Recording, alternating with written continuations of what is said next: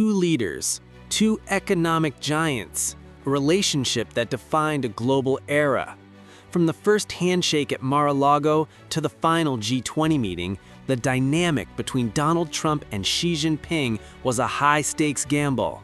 They met to talk peace and prosperity, but their simmering tension ignited a conflict that shook the world economy.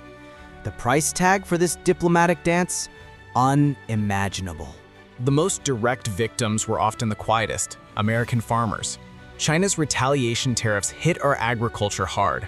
By some estimates, the US government had to provide nearly $28 billion in aid to help stabilize those affected. It wasn't just farms. Tariffs, intended to protect, became an extra tax on American importers and consumers. Small businesses faced supply chain chaos and rising costs, leading to hard choices and, sadly, closures. Yet in the gilded halls of global summits, the leaders often presented a united, even friendly front.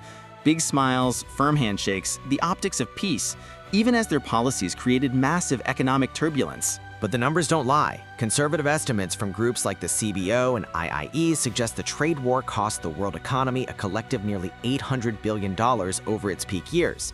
The smiles were purely for the cameras.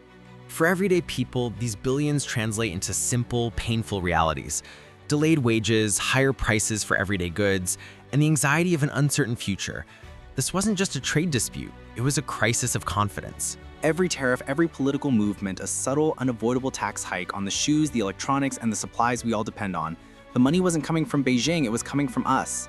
The negotiations were often described in simple, dramatic terms, a win or a loss. But history shows this relationship is less about a single deal and more like a constant high-volume call that never quite ends. The core issues, intellectual property, human rights, and global dominance, remain unresolved. Every meeting was a brief ceasefire, not a true end to the conflict. So what is the takeaway?